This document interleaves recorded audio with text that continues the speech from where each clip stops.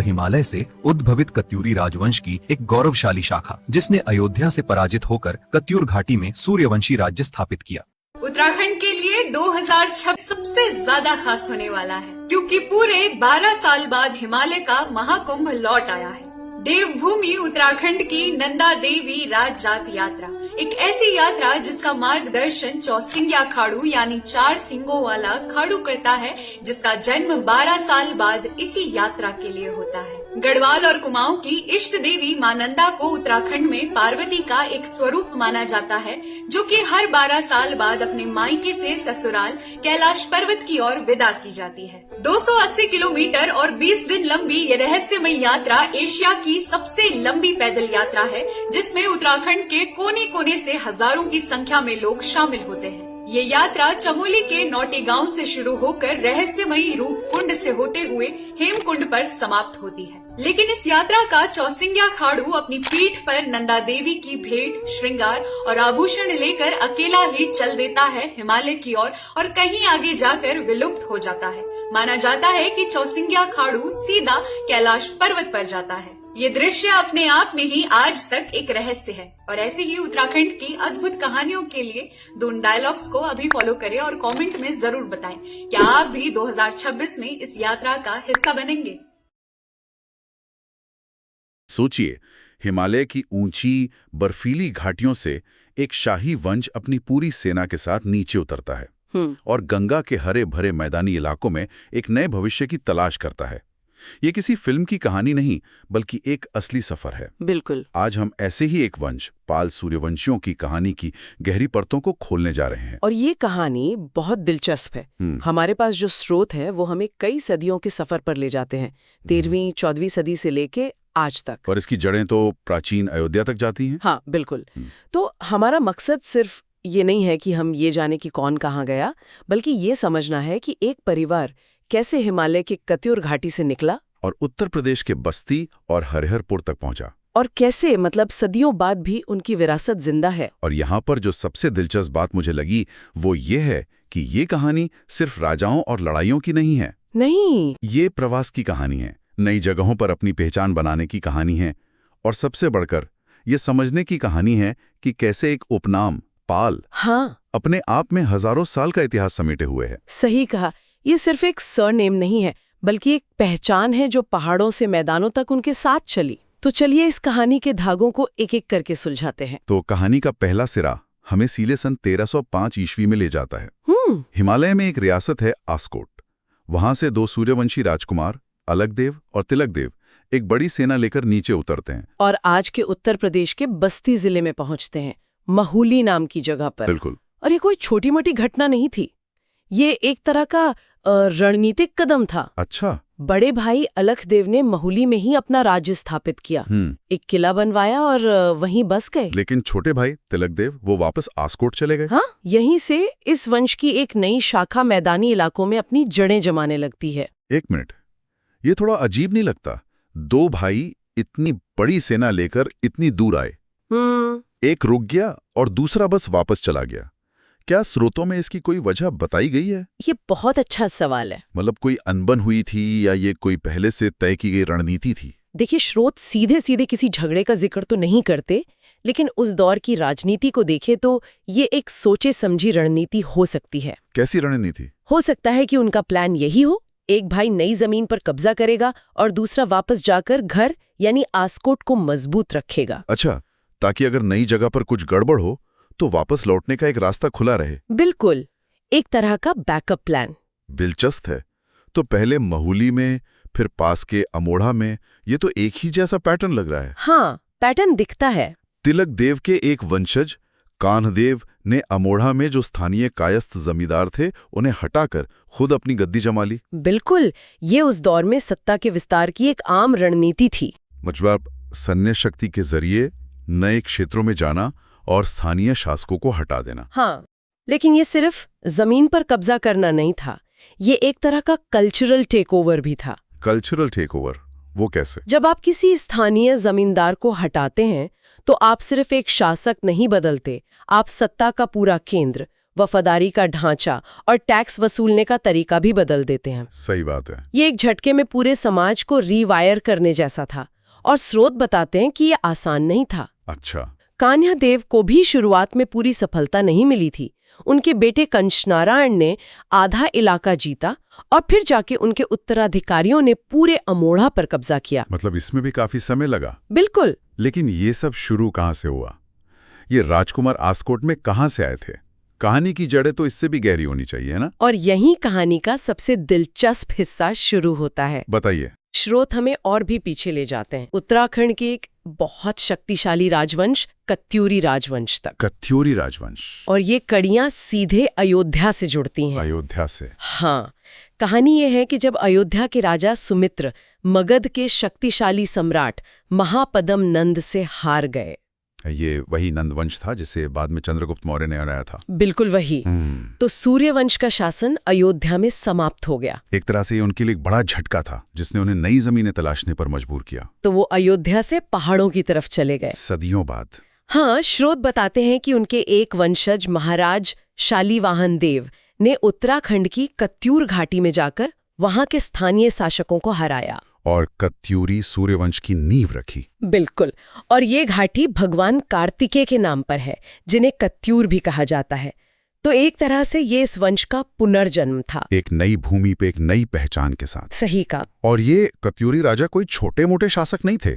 स्रोत में बसंत देव, ललित शूरदेव और कटारमल देव जैसे कई बड़े राजाओं का जिक्र है। हाँ, काफी प्रतापी राजा हुए। ये भी बताया गया है कि वे भगवान शिव के बड़े उपासक थे और उन्होंने पूरे उत्तराखंड पर राज किया, जिसके सबूत कई ताम्रपत्र अभिलेखों में भी मिलते हैं। और उनकी एक बहुत ही अनोखी चीज थी, एक द्वैध शासन प्रणाली। द्वैध शासन? इसका मतलब क्या था?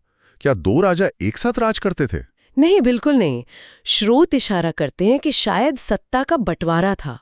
हो सकता है कि एक राजा सैन्य और बाहरी मामलों को देखता हो और दूसरा प्रशासनिक या धार्मिक मामलों को। बिल्कुल।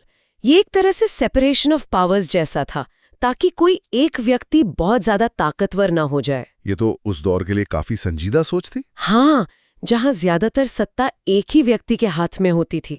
ये दिखाता है कि वो सिर्फ तलवार के दम पर नहीं, बल्कि एक संगठित सिस्टम से राज करते थे। लेकिन एक मिनट, अगर ये कत्यूरी थे तो आज हम इन्हें पाल सूर्यवंशी क्यों कहते हैं? ये पाल नाम कहाँ से आया? ये थोड़ा कंफ्यूजिंग है। यही तो कहानी का एक टर्निंग पॉइंट है। ये घटना है सन 1279 ईस्वी की। अच्छा। हुआ ये कि कत्यूरी राज्य पालीपाछू के राजा थे त्रिलोकपाल देव। उस समय मानसरोवर यात्रा का रास्ता डाकुओं और लुटेरों की वजह से बहुत असुरक्षित था। कुछ सन्यासियों ने राजा से गुजारिश की कि वो इस रास्ते को सुरक्षित बनाने में मदद करें। और राजा ने मदद के लिए अपने बेटे को भेज दिया। हाँ, उन्होंने अपने छोटे बेटे महाराज अभयपाल देव को इस मिशन पर भेजा। आस्कोट? हाँ, आस्कोट भेजा। अभयपाल देव वहां गए, डाकुओं का सफाया किया और रास्ते को तीर्थ यात्रियों के लिए सुरक्षित बनाया। और उनके इस काम से खुश होकर सन्यासियों ने उन्हें वहीं अपना राज्य स्थापित करने का आशीर्वाद दिया होगा। बिल्कुल यही हुआ। अच्छा, तो यहीं से पाल उपनाम की शुरुआत हुई। हाँ, महाराज अभयपाल देव ने आस्कोट में पाल सूर्यवंशी स्टेट की स्थापना की और अपने नाम के आगे पाल देव लगाना शुरू किया। और बाद में यही पाल उनके वंश का उपनाम बन गया। बिल्कुल। और इन्हीं महाराज अभयपाल देव को सभी पाल सूर्यवंशियों का आदि पुरुष माना जाता है। तो अब सारी कड़ियां जुड़ रही हैं। महाराज अभयपाल देव के 3 बेटे हुए, निर्भयपाल, अलख देव और तिलक देव। और अब देखिए कनेक्शन, देखिए निर्भयपाल के वंशज आस्कोट में ही राजा बनकर रहे। और अलख देव और तिलक देव, ये वही 2 राजकुमार थे जो 1305 में अपनी सेना लेकर आस्कोट से महूली आए थे। अरे वाह! तो जो कहानी हमने बस्ती से शुरू की थी उसकी जड़ें सीधे आस्कोट और उससे भी पहले कत्यूर घाटी और अयोध्या तक जाती हैं। बिल्कुल, मतलब पूरी की पूरी फैमिली ट्री हमारे सामने आ गई है। तो ये तो हुई इतिहास की बात, लेकिन इस फैमिली ट्री की शाखाएं आज भी मौजूद है ना? हाँ, बिल्कुल। होने के बाद वंश आगे कैसे बढ़ा? तो महूली के 9वें राजा हुए दीपपाल। उन्होंने एक बहुत समझदारी का काम किया। क्या किया उन्होंने? उन्होंने अपना राज्य अपने 2 बेटों में बांट दिया, जो शायद उस समय मतलब उत्तराधिकार को लेकर होने वाले झगड़ों से बचने का एक तरीका था। ये तो आज भी होता है कई परिवारों में कि बड़े बेटे को मुख्य विरासत मिलती है और छोटों को कुछ और। हाँ, कुछ वैसा ही हुआ। तो यहाँ क्या हुआ? बड़े बेटे मदनपाल को राजा की उपाधि और महोत्सव का राज्य मिला। और छोटे बेटे? छोटे बेटे करणपाल को कुंवर की उपाधि और हरिहरपुर का राज्य मिला। अच्छा, तो एक ही वंश से दो अलग-अलग रियासतें निकली। हाँ, जिनकी अपनी अपनी पहचान बन गई। और ये सिर्फ नाम के लिए नहीं था, इसके साथ ताकत और जमीन का भी साफ बंटवारा था। और सबसे कमाल की बात यह है कि ये वंश आज भी अपनी पहचान के साथ मौजूद हैं। ये वाकई फैसिनेटिंग है। स्रोत बताते हैं कि आस्कॉट के वर्तमान मतलब 108वें राजा भानुराज सिंह पाल हैं। महासों में अमिताभ पाल राजा हैं और हरिहरपुर में राजवंश के सबसे वरिष्ठ सदस्य कुंवर राजेंद्र बहादुर पाल हैं। मतलब सदियों के उतार चढ़ाव के बाद भी ये वंश अपनी पहचान और पदवियों को संजोए हुए हैं। हरिहरपुर के बारे में एक और दिलचस्प बात है। क्या? स्रोत कहता है कि वहां राजा की उपाधि नहीं थी, वहां का प्रशासन एक कमेटी के जरिए चलाया जाता था। एक कमेटी? हाँ, और उम्र और पद में जो सबसे वरिष्ठ होता था उसे अध्यक्ष बनाया जाता था। अरे, ये तो फिर से वही द्वैध शासन वाली बात हो गई। बिल्कुल, ये एक बहुत महत्वपूर्ण कनेक्शन है।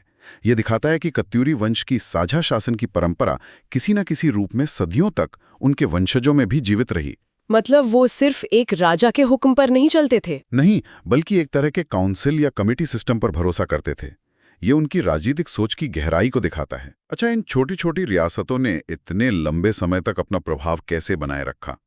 सिर्फ सैन्य शक्ति तो काफी नहीं रही होगी। नहीं, और यहीं पर उनकी दूसरी बड़ी रणनीति सामने आती है, वैवाहिक संबंध। शादियां? ये सिर्फ शादियां नहीं थे, ये उस दौर के राजनीतिक और सामाजिक गठबंधन थे।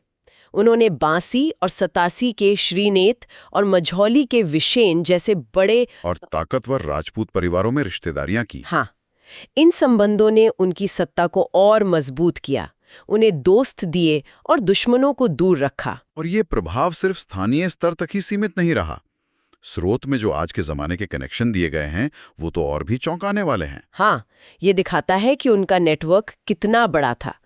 आस्कोट राज परिवार का संबंध जोधपुर के महाराजा गज सिंह, कश्मीर के राजा कर्ण सिंह और मध्य प्रदेश के पूर्व मुख्यमंत्री अर्जुन सिंह के परिवारों से है। एक मिनट, जैसे कि कोई उदाहरण है? हाँ बिल्कुल, जैसे अस्कॉट के राजा भानुराज सिंह पाल की बेटी की शादी जोधपुर के महाराजा गज सिंह के बेटे शिवराज सिंह से हुई है। अच्छा। और भी हैं, इसी वंश के डॉक्टर महेंद्र पाल के बड़े भाई की पत्नी कश्मीर के राजा कर्ण सिंह की बहन है। और उनके बेटे की पत्नी? उनकी पत्नी मध्य प्रदेश के पूर्व मुख्यमंत्री अर्जुन सिंह की भांजी हैं। तो ये संबंध दिखाते हैं कि ये वंश सिर्फ एक स्थानीय शक्ति नहीं रहा। नहीं, बल्कि राष्ट्रीय स्तर पर शाही और राजनीतिक परिवारों के एक बड़े नेटवर्क का हिस्सा बन गया।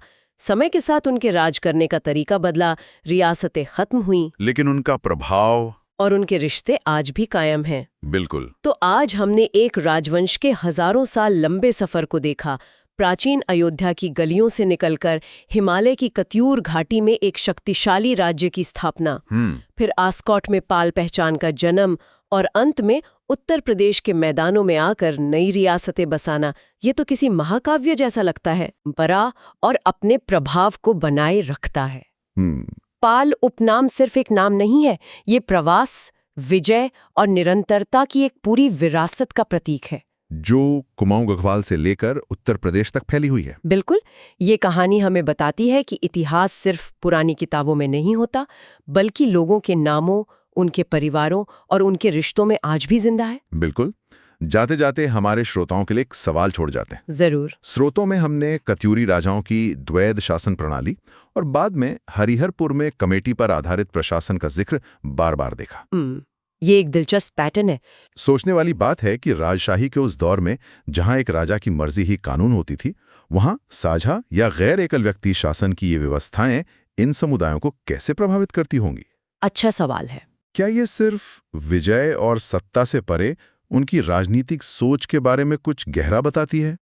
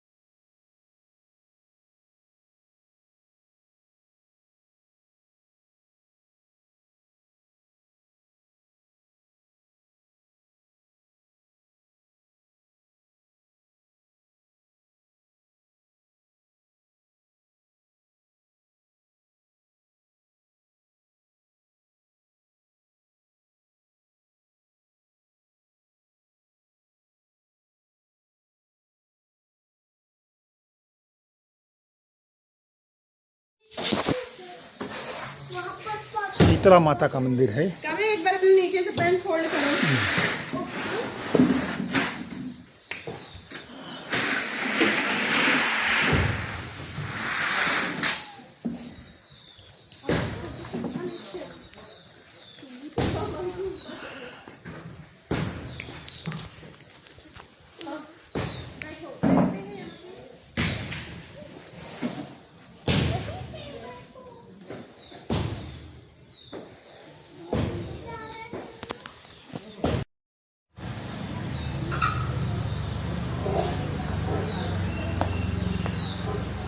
और जिया माता का जो है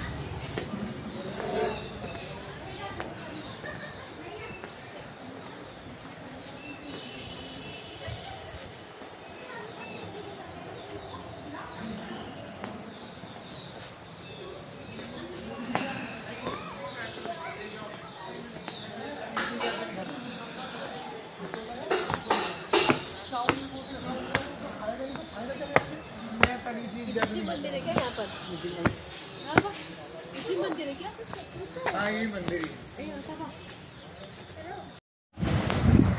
ये कत्यूरी राजवंश की राजमाता और प्रीतम देव की धर्मपत्नी अमर सिंह कुंडेर की पुत्री हरिद्वार के राजा की। ये उनके महक उनका ये अपने कोशिला के रूप में उन्होंने छिपा लिया था लास्ट में, जो शिला के रूप में परिवर्तित हो गई थी। यहाँ कत्यूरी राजवंश के लोग आते हैं, यही वो शिला है।